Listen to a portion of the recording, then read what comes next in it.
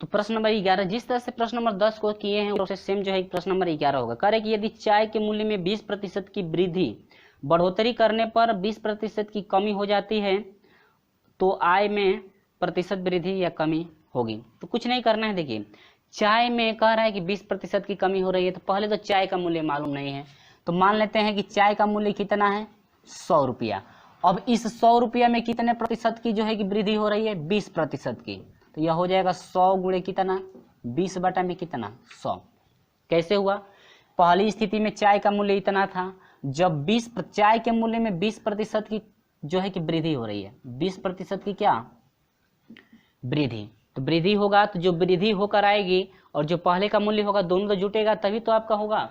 चलिए तो ये आपका हो जाएगा 100 धन 0 से 0 कट गया, 0 से 0 कट गया, 10 दूनी क्या 20, यानी कि 100 कितने का 20 रुपये।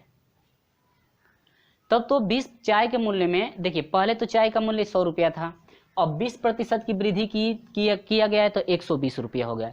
लेकिन ये कह रहा है कि 20% कमी हो जाती है और फिर बाद में जाकर के 20% क्या हो जाती है कमी, तो इसका 20% कमी 25% नहीं, तो यह 20% क्या यदि कमी निकालते हैं इसका 25% तो 120, और कमी हो रही है तो मान तो घटेगा, कमी होती है तो मान घटता है, और 120 का कितना 25%, तो 25 बटा में कितना 100, ठीक है।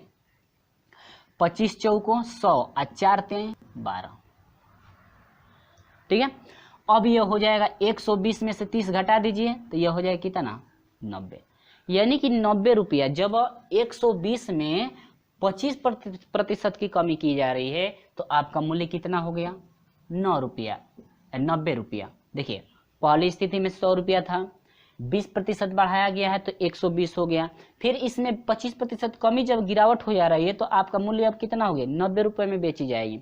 तो अब ये कह रहा है कि हानि में, ये बताइए कमी जब हो रही है तो हानि हो रही है कि लाभ हो रहा है, तो अरे तो भाई हानि तो हो रही है, तो जब हानि होगी या कमी होगी, कमी ले लीजिए, कमी कितने की हो रही है, पहले 100 रुपए का वस्तु थी अब कितने रुपए की हो गई 90 रुपए की, तो कितने रुपए की कमी हो गई 10 रुपए का घाटा हो रहा है। कितने रुपए का 10 रुपए का घाटा जब उसको पड़ रहा है, क्योंकि 100 रुपए का खरीदा था, जो चाय का मूल्य था 100 रुपया था, आज जब चाय का मूल्य 100 रुपया था तो घट करके कितना हो गया 10 रुपया उसमें से घट जा रहा है तो 90 रुपया का पड़ रहा है। तो इसको जो है कि हानि कितने की हो रही है 10% का घाटा हो रहा है, 10 रुपए का घाटा हो रहा है। तो कह रहे हैं कि इस 10 रुपए का जितना रुपया घाटा हो रहा है उसका परसेंटेज कितना होगा, तो परसेंटेज निकालने के लिए देखिए 10 रुपया है, पहले मूल्य कितना था 100 रुपया था, अब परसेंटेज के लिए 100 से क्या गुणा, तो 100 से 100 कट गया कितना प्रतिशत 10% आपका क्या कमी, 10% क्या होगी कमी हो रही है। तो आपका ऑप्शन कौन सा करेक्ट है, ऑप्शन नंबर ए आपका करेक्ट है, 10% की क्या कमी। यानी कि जिस तरह क्वेश्चन नंबर जो है कि 10 को सोल्यूशन किया गया वही सेम प्रोसेस प्रश्न नंबर क्या 11 दीजिए। चलिए देखते हैं प्रश्न नंबर 12।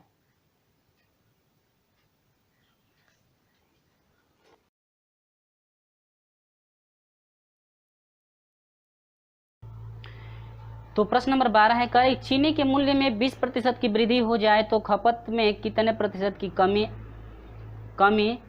की जाएगी जिससे खर्च अपरिवर्तित रहे। देखिए यदि कमी वृद्धि होती है तो सेम प्रोसेस यही फार्मूला हम लोग लगाएंगे, ठीक है।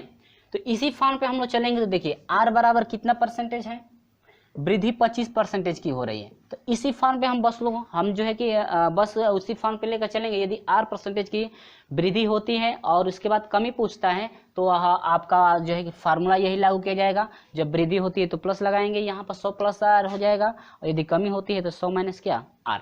तो वृद्धि हो रही है 25% की, तो इसके बाद पूछ रहा है कि कितने प्रतिशत की कमी की जाए कि जिससे खर्च अपरिवर्तित रहे। तो चलिए सेम प्रोसेस वही फार्मूला आप बस पुट कर दीजिए, 25 बटा में हो जाएगा 100 और प्लस कितना 25 और गुणे कितना 100, और इसका परसेंटेज का मतलब तो परसेंटेज लगेगा ही, तो यह आपका हो जाएगा कितना 25 गुणे 100 बटा में यह हो जाएगा 125, ठीक है।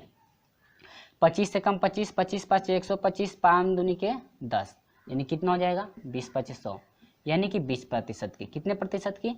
20% की यदि हम लोग कमी कर दें तो उसके मान में कोई भी परिवर्तन नहीं होगा। तो चलिए देखते हैं ऑप्शन क्या है।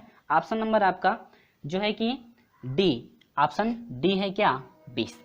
ठीक है, तो चलिए प्रश्न नंबर 13 में क्या कर रहे हो, देखिए कह रहा है कि चाय के मूल्य में 25% कमी हो जाती है। अब देखिए प्रश्न नंबर 13 में चाय में जो है कि कितना प्रतिशत अब कमी हो जा रही है?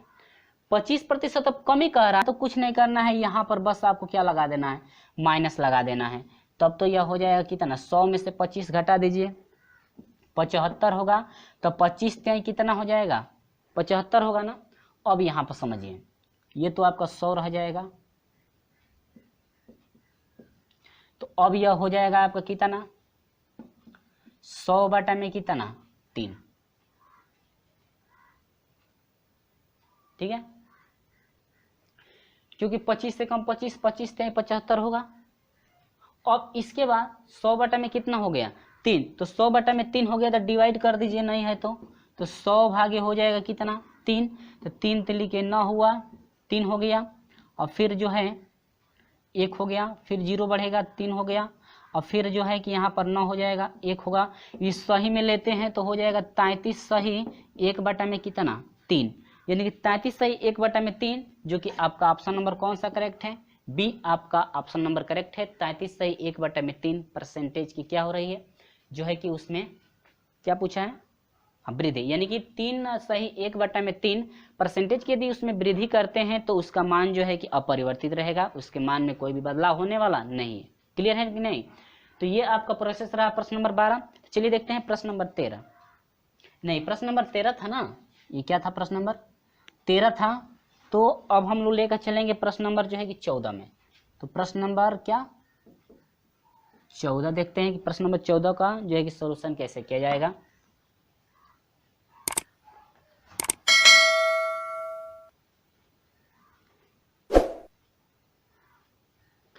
तो प्रश्न नंबर 14 क्या है, देखिए करीब एक चुनाव में 2 उम्मीदवार थे, जिसमें कुल मतदाताओं में से 5% ने अपना मत प्रयोग नहीं किया।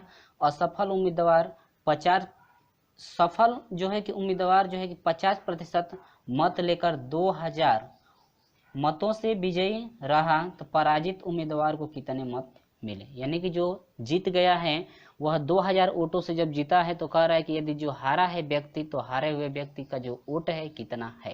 ठीक है, चलिए तो मान लेते हैं कुल मत,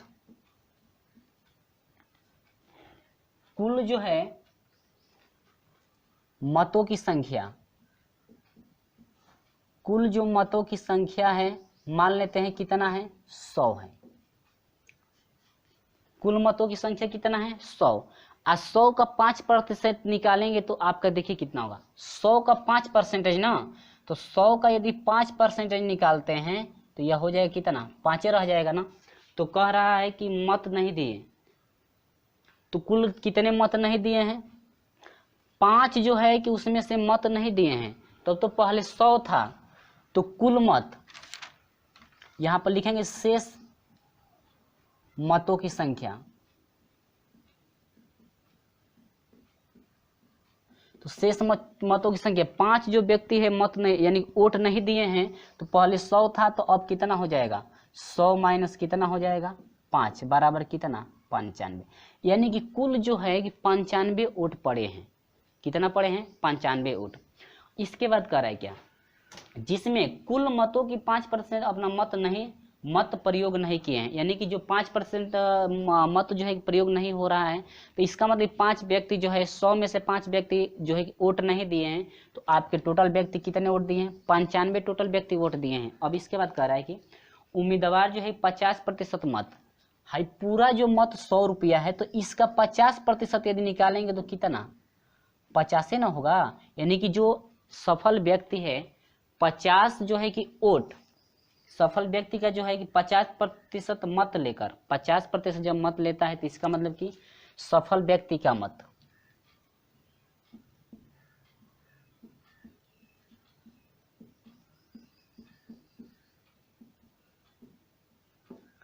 तो सफल व्यक्ति कितना मत पाया है? 50 पाया है। सफल व्यक्ति जो है कि मत कितना पाएगा 50, क्योंकि 100 का यदि 50% करते हैं तो 50 होगा। अब देखिएगा असफल व्यक्ति,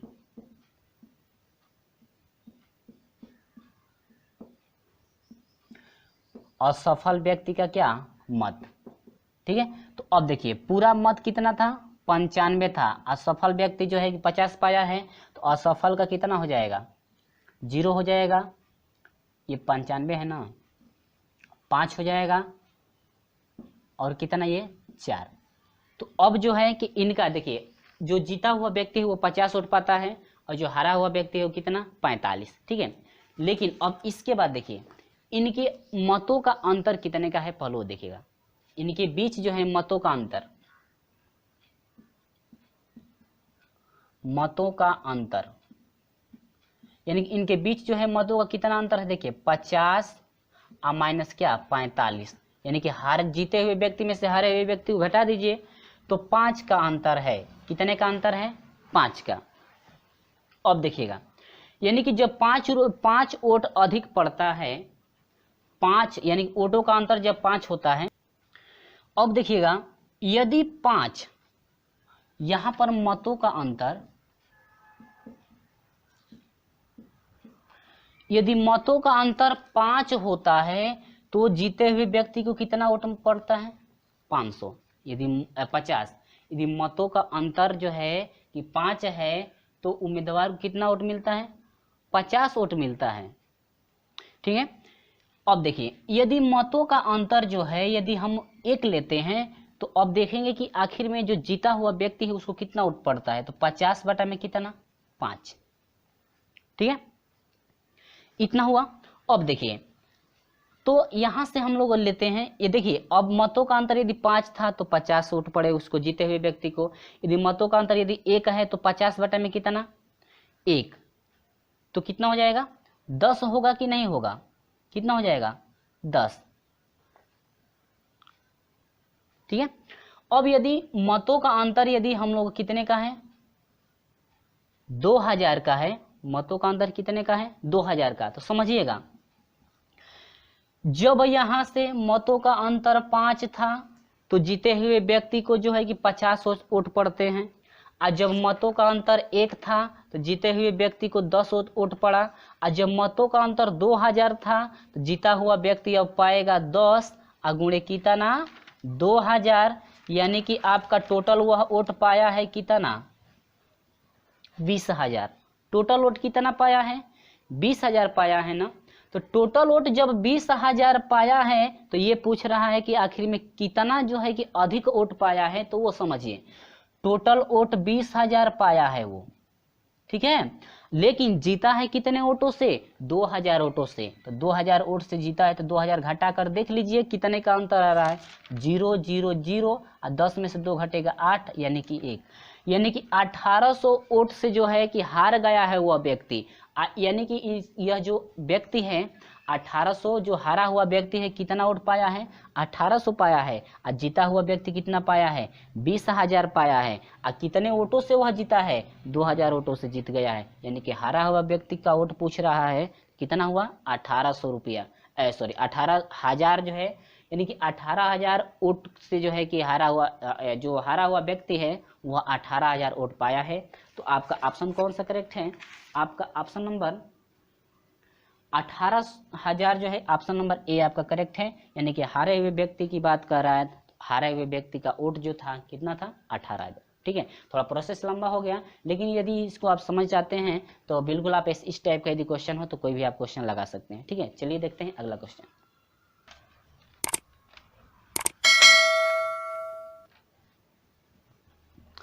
तो ध्यान दीजिएगा प्रश्न नंबर जो है कि 15 इसी टाइप से जो है कि सोल्यूशन किया जाएगा जिस तरह से हम लोग प्रोसेस लेकर चले हैं, ठीक है। इसको आप याद रखेंगे किस तरह से जो है कि सोल्यूशन किया गया है।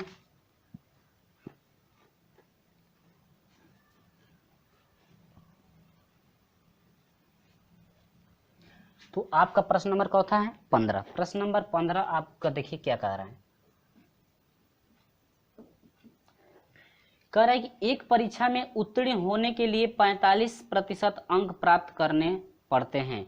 अब देखिए 45% अंक प्राप्त करने पड़ते हैं, तो मान लेते हैं तो मान लेते हैं कि जो पूर्णांक था, पूर्णांक कितने का था, 100 रुपये का, 100 रुपये नहीं, 100 अंक का था। कितने अंक हैं, 100 अंक। अब 100 अंक के लिए जो है कि 40% जो है कि अंक प्राप्त करने पड़ेंगे उत्तीर्ण के लिए ना, यानी कि उत्तीर्ण के लिए।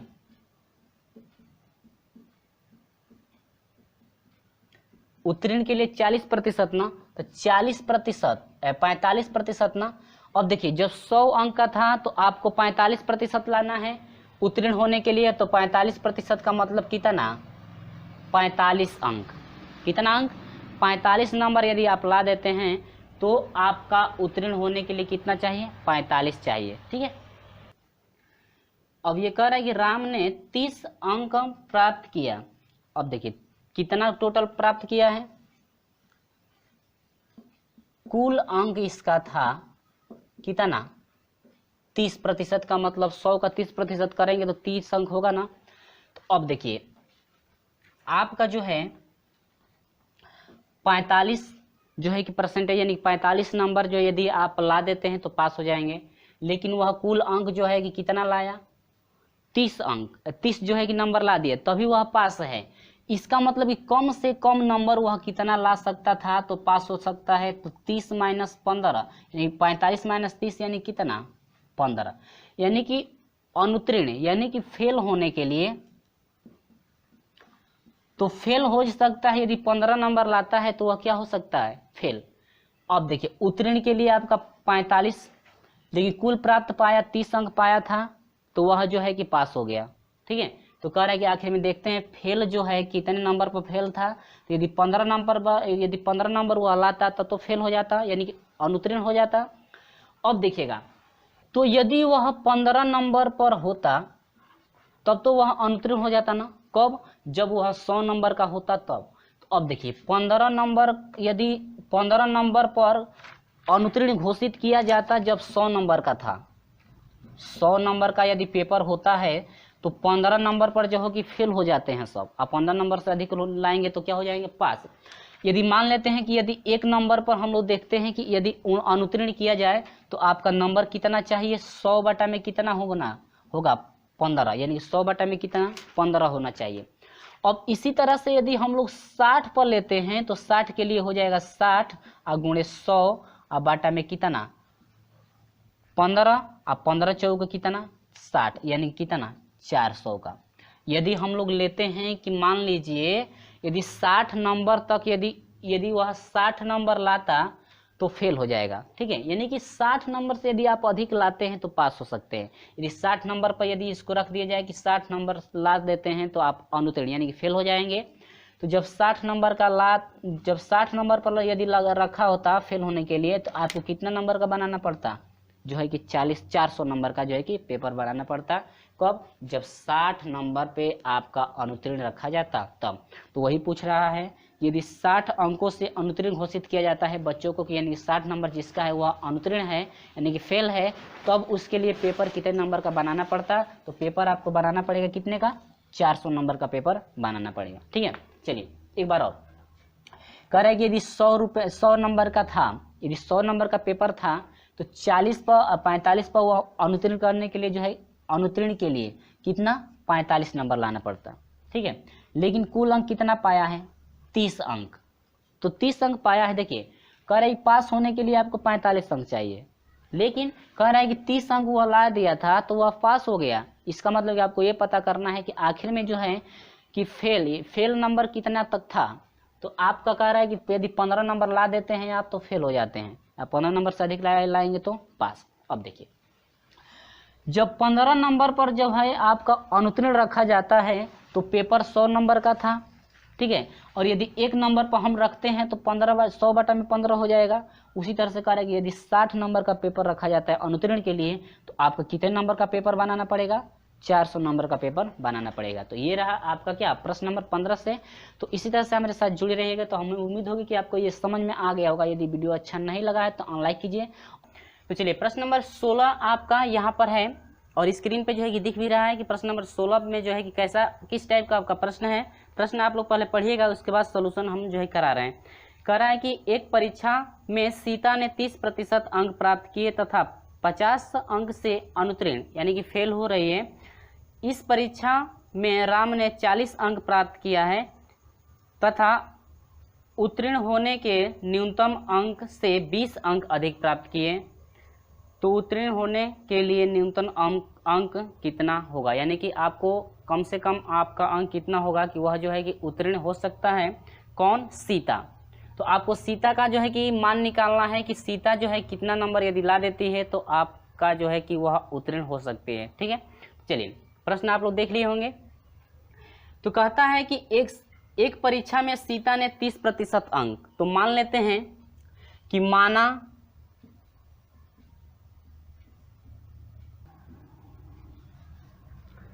लेते हैं कि न्यूनतम अंक कितना है? यक्स। और ये कह रहा है कि जो टोटल आपका पूर्णांक है उसका 30%, तो x का यदि हम लोग 30% निकालेंगे तो यक्स गुणे 30 बटा में कितना होगा? 100।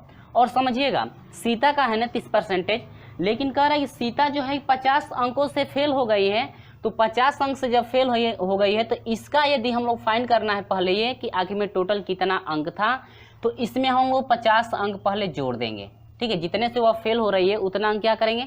जोड़ेंगे। i= होगा जो राम है, राम के बराबर, तो राम क्या कह रहा है? राम का कितना है? कह रहा है कि अंक का 40%, तो यह टोटल अंक यक्स का था न्यूनतम और इसका 40%, तो 40 बटा में कितना हो जाएगा? 100। और जो है कि पासिंग नंबर कितना अधिक है? 20 अंक से, यानी कि जो है कि यह कह रहा है कि न्यूनतम अंकों से जो है कि 20 अंक अधिक, तो 20 अंक जब यह अधिक है तो बराबर करने के लिए इसमें से 20 क्या करेंगे? घटा देंगे, तभी तो पता चलेगा कितने अंक का था। चलिए अब यहाँ से हम लोग सॉल्यूशन करेंगे तो यह 10 से 10 का 0 से 0 कट गया, तो यह हो जाएगा 3x बटा में कितना? 10। अब प्लस ये कितना हो जाएगा? 50 होगा बराबर, इसको इससे कटा देंगे तो यह 4x बटा में कितना हुआ? 10 हुआ। अब माइनस कितना हो गया? 20। अब x वालों को एक तरफ कीजिएगा, 3x बटा में 10 हो जाएगा, और ये प्लस में है इधर आएगा तो -4x बटा में कितना? 10 बराबर आपका हो जाएगा 20। इधर प्लस से इधर जाएगा तो कितना? 50 से, और इधर जाएगा तो -50। क्लियर हुआ? आपको फाइंड करना है कि न्यूनतम अंक कितने अंक का था। ठीक है, चलिए तो यहाँ से आपका हो जाएगा। अब इसका सोल्यूशन करेंगे तो देखिए ये दोनों का हर बराबर है, तो 4 में से 3 घटेगा तो -x बटा में कितना हो जाएगा? 10 = ये दोनों जुड़ जाएंगे तो माइनस कितना हो जाएगा? 70। माइनस माइनस कट गया, x बराबर कितना हुआ? 700। यानी कि टोटल जो अंक था आपका कितना था? 700। ठीक है, अब आगे बढ़ते हैं। यही जो x का मान है, यदि इस सीता के मान में, ये जो x का मान है, हाँ सीता है ना, सीता के मान में यदि यहाँ पर हम लोग पुट करते हैं और जो जितना आपका मान फाइंड होगा वही जो होगा कि सीता का क्या होगा? अंक होगा। तो इसमें हम लोग x की जगह पर रखेंगे 700, तो 700 रखेंगे तो बना क्या? देखिए 700 गुणे 30 हुआ, अब बटा में कितना हुआ? 100। अब प्लस कितना है? 50 है ना। अब यह 0 से 0 कट गया। अब देखिए 3 7 21 हुआ, 210 प्लस कितना? 50 बराबर कितना हो जाएगा? 260। यानी कि आपको जो है कि टोटल अंक कितना, प्रश्न क्या कह रहा था लास्ट में? कह रहा था कि उत्तीर्ण होने के लिए कितना अंक चाहिए, तो उत्तीर्ण होने के लिए न्यूनतम अंक आपका कितना चाहिए? 260। यदि 260 उसका हो जाता है तो आसानी से जो है कि वह उत्तीर्ण हो जाती। यानी कि ऑप्शन नंबर कौन सा करेक्ट है? ऑप्शन नंबर डी आपका करेक्ट है, 260। क्लियर हुआ? चलिए देखते हैं प्रश्न नंबर 17। तो देखिएगा प्रश्न नंबर 17 कह रहा है कि एक परीक्षा में 45% विद्यार्थी हिंदी में, ध्यान से देखिएगा प्रश्न क्या कह रहा है। एक परीक्षा में 45% विद्यार्थी हिंदी में तथा 35% अंग्रेजी में अनुत्तीर्ण रहे, यानी कि फेल हो गए। यदि दोनों विषयों में यदि 25% जो है कि लड़के यदि फेल होते हैं तो दोनों विषयों में उत्तीर्ण होने वाले विद्यार्थियों का परसेंटेज क्या होगा। तो आपको निकालना है क्या कि दोनों विषयों में उत्तीर्ण होने के लिए जो है कि विद्यार्थियों का परसेंटेज कितना है आपको फाइंड करना है।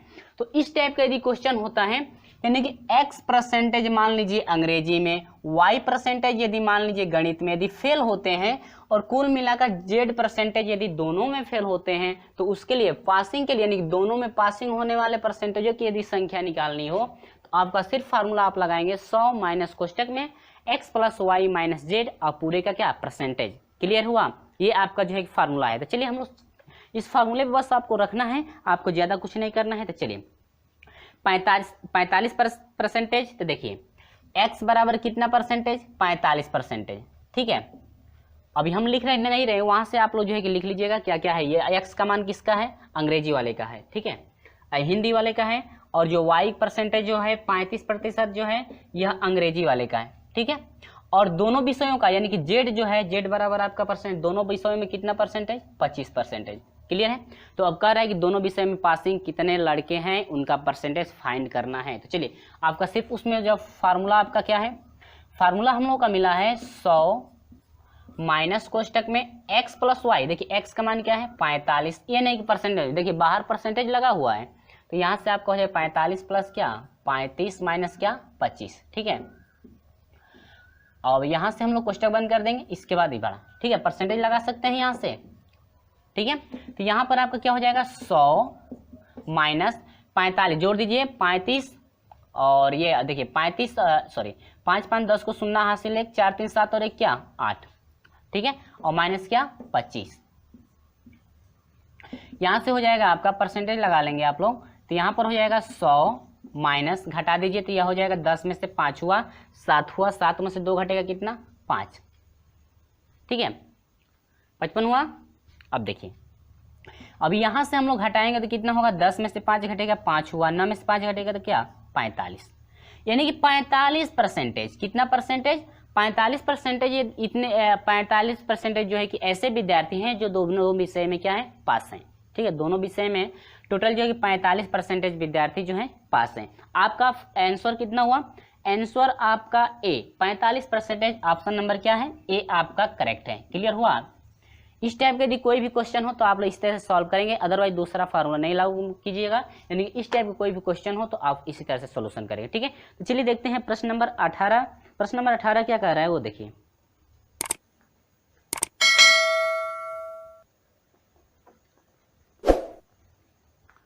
तो प्रश्न नंबर 18 है, क्या कह रहा है कि किसी कारणवश दार्जिलिंग में नारंगियों के मूल्य में 20% की कमी हो जाती है। देखिए 20% की जो कमी हो रही है, इसके बाद कह रहा है कि जाने से कोई व्यक्ति 10 में 48 नारंगियां अधिक खरीद सकता है। नारंगियों का नया तथा पुराना मूल्य बताइए। आपको बताना है कि नया तथा पुराना मूल्य कितना होगा, ठीक है। तो देखिए इसमें आपका मूल्य नहीं दिया है तो मान लेंगे कि मानेंगे पहले 100 रुपये पे, किस पे 100 रुपये पे। पहला देखिए अब क्या कह रहा है, किसी कारणवश दार्जिलिंग में नारियलों के मूल्य में 20% की कमी होती है। कितने परसेंटेज की 20। तो मान लेते हैं चूंकि यदि 100 रुपये पर, ठीक है, क रुपया 20 रुपया, 100 रुपये पे क रुपया बचाता है, 100 रुपये पर यदि 20 रुपया बचते हैं, क रुपये 100 रुपये पे कितना 20 रुपया बचते हैं। कैसे देखिए, कह रहा है कि 100 रुपये का मूल्य था, मान लेते हैं 100 रुपये का था, 20% की कमी हो रही है, तो 20% यानी कि 100 में यदि हम लोग 20% की कमी कर दें, अरे भाई मूल्य नहीं दिया था तो मान लेते हैं कि 100 रुपये का था, ठीक है, 100 रुपये प्रति दर से था ये। इसके बाद कह रहा है कि जो मूल्य आपका 100 रुपया है उस पर 20% की कमी हो रही है, तो 100 का यदि 20% निकालेंगे तो 10,000 देखिएगा कितना हो रहा है, आपका कितना रुपया को बचता है 20 रुपये बचता है, ठीक है। जिससे मान लीजिए हम 100 रुपये का साबुन लिए, ठीक है, और 100 रुपये पर 20% कम हो रहा है, तो 20% कम का मतलब यह हुआ कि यदि हम लोग का 100 रुपये का साबुन था, 20% यदि कम कर देंगे तो हम लोग कितने रुपया 20 रुपया कम होगा। 100 रुपये पर क रुपये कम होगा 20 रुपया, तब तो जहाँ 100 रुपये का था अब कितना लगेगा आपका, क रुपया लगेगा आपका 80 रुपया, कितना 80 रुपये। लेकिन पहले कह क्या रहा है, कितना बच रहा है पहले वो देखिए, पहले हम लोग बचत लेकर चलेंगे। तो मान लेते हैं कि 100 रुपये का था, तो 100 रुपये पर यदि 20% यदि कमी हो रही है तो आपका बचत कितने का हो 20 रुपये का हुआ कि नहीं हुआ।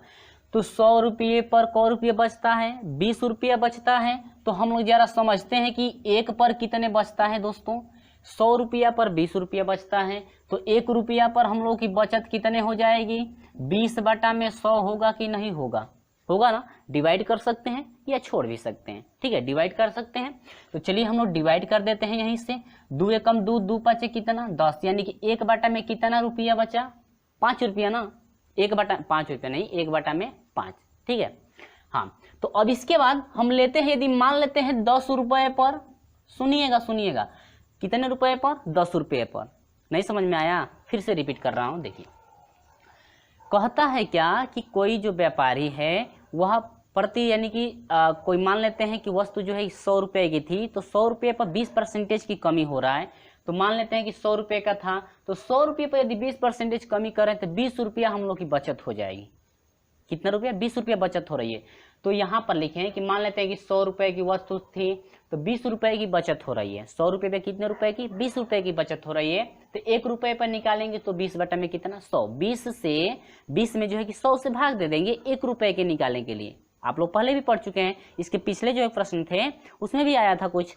चलिए, तो यहाँ पर 10 पर यदि निकालना है कि 10 रुपये पर कितना बचता है भाई, तो 1 रुपये पर इतना हो गया, तो 10 रुपये पर हो गया 1 बटा में 5 गुणे कितना 10, तो यह हो जाएगा 5 दूनी के 10, तो 2 एकम कितना 2 रुपया। तो 100 रुपये पर कितना बचा, 10 रुपये पर कितना बचा, 2 रुपया बचा ना। आया समझ में। अब देखिए, तो यहां से देखिएगा, जब 2 रुपये बचाता है तो 2 रुपये में 48 नारंगी अब अधिक खरीदेगा। कितना, 48 नारंगी। ठीक है, तो प्रश्न जरा देखते रहिएगा आप लोग। तो यहां पर 2 रुपये की तो बचत हो गई। अब ये कह रहा है कि 10 में 48 नारियल खरीद सकता है। 10 रुपये में कितना, 48 नारियल खरीद सकता है। तो कह रहा है कि नारियल का नया तथा पुराना मूल्य बताइए। तो अब देखिएगा, 48 रुपये पर, यहाँ पर मैं लिख ले रहा हूँ। ठीक है, तो यहाँ पर मैं लिख रहा हूँ 48 नारंगी है ना, 48 नारंगियों, यानी कि नारंगी है। 48 नारंगी का घटित मूल्य 2 रुपया है। ठीक है, यानी कि जो 2 रुपया आपका घट रहा है, यानी कि बचा रहा है, तो मान लेते हैं 48 नारंगी का घटित मूल्य कितना हुआ, 2 रुपया।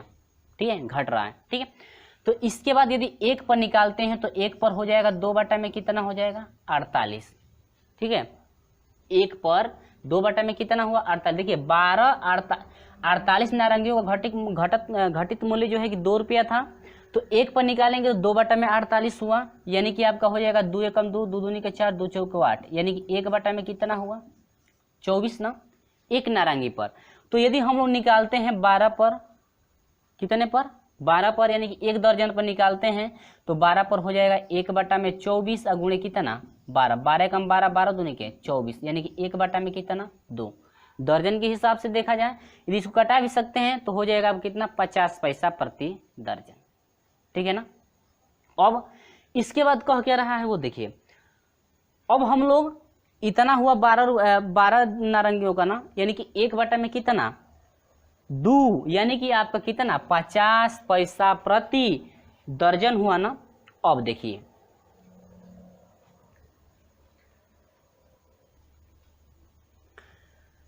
ये तो आपका नया रहा। अब देखिएगा, अब हम लोग जरा आगे बढ़ते हैं। यदि देखिएगा जो पुराना वाला था, जो पुराना वाला भाव था, तो पुराना वाला भाव अब हम लोग लेंगे कि नया भाव कैसे निकालेंगे। देखिएगा पहले तो क रुपए का था, 100 रुपए का था, और कितने रुपए की कमी हो रही थी 20 रुपए की, तो आपकी वस्तु कितने की पड़ी 80 का ना। ठीक है, हम लोग का पुराना भाव क्या था, जब हम लोग का जब परसेंटेज कमी नहीं हुआ था, तो पुराना भाव उस समय क रुपया था 100 रुपया था। ठीक है, जब आपका नया भाव 80 रुपया हुआ तो पुराना भाव आपका 100 रुपया था ना। जब आपका नया भाव 80 रुपये का था तो नया भाव 80 रुपया बना, तो पुराना भाव कितना था 100 रुपये का था, तभी तो 20% कमी हुआ है, तो आपका 80 रुपया हुआ है, यानी कि नया भाव बन गया। लेकिन पहले पुराने में भाव आपका 100 रुपया था, उसके बाद जब कमी हुई थी 20% हम लोग यहाँ पर कमी निकाले थे, तो आपका टोटल कितने का पड़ रही थी वस्तु 80 रुपये की पड़ रही थी ना। तो नया भाव इतना था, लेकिन वह पुराना भाव खरीद कर लाया था 100 रुपया में। अब यदि कहता है कि यदि हम लोग का नया भाव, यदि नया भाव हम लोग का अब मिलता है क्या, नया भाव यदि 1/2 मिलता है तो उस समय पुराना भाव फाइंड कीजिए। तो आपको कुछ नहीं करना है, बस यहाँ से हम लोगों को यहाँ पर दिखाई हो सकता है नहीं दे रहा होगा, तो यहाँ पर आपका हो जाएगा, यदि नया भाव हम लोग लेते हैं कितना 1/2। सुनिएगा, नया भाव जब आपका 80 था तो उस समय पुराना भाव 100 था। तो यदि हम लोग का नया भाव 1/2 हो जाता है तो पुराना भाव क्या होगा दोस्तों, तो यह हो जाएगा 100 और बाटा में आपका 80 होगा। यानी कि नए जो पुराना आपका भाव था उसमें जो है कि नए भाव से पहले डिवाइड कर देंगे, अब मल्टीप्लाई करेंगे। अब जो आपका नया भाव बना है 1/2, इससे यदि मल्टीप्लाई करते हैं तो कितना मिलता है देखिएगा, 0 से 0 कट गया, 2 5 आपका कितना हुआ 10 हुआ ना, यानी कि 5 में कितना 8 हुआ। अब देखिएगा तो 5/8 को यदि डिवाइड करते हैं तो कितना मिलता है आपका, डिवाइड करके यहाँ पर देख सकते हैं तो 0 पॉइंट बढ़ेगा कि नहीं बढ़ेगा, 0 बढ़ेगा। तो 8 7 56 हो जाएगा, तो 8 6 48 होगा कि नहीं होगा। अब यहाँ पर 2 हो गया ना, अब 8 दूनी के 16 हुआ, अब 4 हुआ ना, 8 5 कितना हुआ 40, 8 5 40 हुआ, तो यानी कि आपका हो गया 0 हुआ ना। इसके बाद देखिए इतना रुपया हम लोगों का हुआ, इतना रुपया हुआ ना, और यदि हम लोग इसको पैसे में बदलते हैं तो 100 से क्या कर देंगे मल्टीप्लाई जब करेंगे तो 2 अंक इधर भगेगा ना, यानी कि आपका हो जाएगा कितना 62.5 पैसा। यानी कि जो है कि पैसे में यदि बदलते हैं, ये तो रुपये में था, यदि पैसे में बदलते हैं तो आपका हो जाएगा 62.5 पैसा प्रति दर्जन। ठीक है, प्रति क्या दर्जन। ये रहा आपका प्रोसेस। तो उम्मीद होगी कि आपको ये समझ में आ गया होगा। वीडियो अच्छा लगता है तो लाइक जरूर कीजिएगा। तो चलिए देखते हैं प्रश्न नंबर 19 में आपको करना क्या है वो समझिए। अगला क्वेश्चन क्या कहता है, प्रश्न नंबर 19 कह रहे किसी त्रिभुज के आधार में 10% की वृद्धि की जाए तथा क्षेत्रफल में कोई परिवर्तन न हो। देखिए क्षेत्रफल की बात हो रही है तो क्षेत्रफल में कोई परिवर्तन नहीं होना चाहिए, लेकिन ये भी कह रहा है प्रश्न की आधार में 10% की वृद्धि करनी है तो उसकी ऊंचाई में कितने प्रतिशत की कमी करनी पड़ेगी कि जो है कि क्षेत्रफल में कोई भी परिवर्तन नहीं होगा। तो यहाँ पर 19 नंबर है, तो मान लेते हैं कि माना त्रिभुज का क्षेत्रफल, ऐसे आप लोग लिख लेंगे त्रिभुज का क्या क्षेत्रफल, ठीक है 100 वर्ग सेमी, ये सेमी में है मीटर में है, 100 त्रिभुज के क्षेत्रफल 10% की वृद्धि, यानी कि मीटर में लेंगे हम लोग, किसमें मीटर में, यानी कि 100 वर्ग मीटर है। मान लेते हैं त्रिभुज का क्या क्षेत्रफल, त्रिभुज नहीं है हाँ, त्रिभुज के क्षेत्रफल में 10% वृद्धि की जाए तो तथा क्षेत्रफल में कोई परिवर्तन न हो, 10% की वृद्धि भी करना है और कोई परिवर्तन नहीं भी होना चाहिए। तो कह रहा है कि आधार में आखिर में जो है कि आधार में आखिर में ऊंचाई में कितने % की कमी करें कि क्षेत्रफल में कोई परिवर्तन आपका नहीं होगा। ठीक है, तो यहां पर देखिएगा अब यहां से करें आधार में 10% की कमी, आधार में 10% की वृद्धि, आधार में 10% की वृद्धि, तब तो क्षेत्रफल कितना हो जाएगा 100 प्लस इस क्षेत्रफल के आधार में 10% की वृद्धि, तो 10 में कितना होगा 100, तो यानी कि कट करके कितना हो जाएगा, यानी कि 10 100 तो पहले से है और 10 की अब वृद्धि हो रही है, 100 माना गया तो 100 पर कितने की 10 की वृद्धि हो रही है, तो 100 में 10 जोड़ेंगे तो कितना हो जाएगा आपका 110। ठीक है, तो क्षेत्रफल में याद रखेंगे आप लोग कि 10% की वृद्धि हो रही है जब आपका त्रिभुज का क्षेत्रफल यदि 100 वर्ग मीटर आपका लिया गया है, त्रिभुज का जो है कि क्षेत्रफल 100 वर्ग मीटर लिया गया है, तो उस समय यदि 10% की वृद्धि कर रहे हैं 100 में, तो कितने का बढ़ रहा है 10 का बढ़ रहा है। ध्यान दीजिएगा 100 में कितने का बढ़ रहा है 10 जो है कि मीटर का जो है कि बढ़ रहा है, वर्ग मीटर इतना वृद्धि हो रही है, तो आपका इतना हो गया क्या वर्ग मीटर। ठीक है, तो इसके बाद कह रहा है कि ऊंचाई में कितने की कमी कर दें कि उसमें कोई भी परिवर्तन नहीं, उसके क्षेत्रफल में कोई परिवर्तन ना हो, तो ऊंचाई में कमी, किसमें कमी, ऊंचाई का आपका परसेंटेज निकालना है, कितना प्रतिशत कमी की जाए ऊंचाई में, तो आपका ऊंचाई में प्रतिशत कमी। ठीक है, प्रतिशत कमी, तो ऊंचाई में प्रतिशत कमी निकालेंगे तो आपका कितना होगा, देखिए पहले देखिएगा जब क्षेत्रफल जितना है तो क्षेत्रफल में यदि 10% की वृद्धि हो रही है तो क्षेत्रफल में कितने की वृद्धि हो रही है, 10 का। 10% वृद्धि कर रहे हैं 100 में, तो 100 में यदि 10% वृद्धि करेंगे तो 10 बढ़ेगा। कितना बढ़ रहा है, तो 10। तो बढ़ोतरी 10 की हो रही है। अब बटा में टोटल बढ़कर अब क्षेत्रफल कितना हुआ, 110 आगुणे, ठीक है। परसेंटेज पूछ रहा है ना, तो इसका परसेंटेज यदि निकालेंगे तो आपका हो जाएगा, कट गया तो आपका हो जाएगा कितना, 100 बटा में कितना, 11 हुआ। इसके बाद 11 नावा 99 हो जाएगा, बटा में 1 बटा में कितना, 11, ठीक है। यानी कि 9 सही 1 बटा में कितना, 11 यदि परसेंटेज की यदि वृद्धि करें तो कमी करें उसके जो है कि ऊंचाई में, यानी कि इतने प्रतिशत की यदि कमी कर दे तो आसानी से जो है कि उसके क्षेत्रफल में कोई परिवर्तन नहीं होगा। तो आपका ऑप्शन कौन सा करेक्ट है फ्रेंड्स, तो ऑप्शन नंबर आपका बी करेक्ट है, न सही 1 बटा में कितना, 11। तो उम्मीद होगी कि आपको ये समझ में बिल्कुल आ गया है। चलिए देखते हैं प्रश्न नंबर 20। तो प्रश्न नंबर 20 आपको करना क्या है, देखिए कह रहा है कि यदि किसी वर्ग की भुजा को 20% घटा दिया जाए तो उसके क्षेत्रफल में कितने प्रतिशत की कमी होगी। तो फ्रेंड्स आप लोग याद रखेंगे, आते हैं इस सौंपट पे।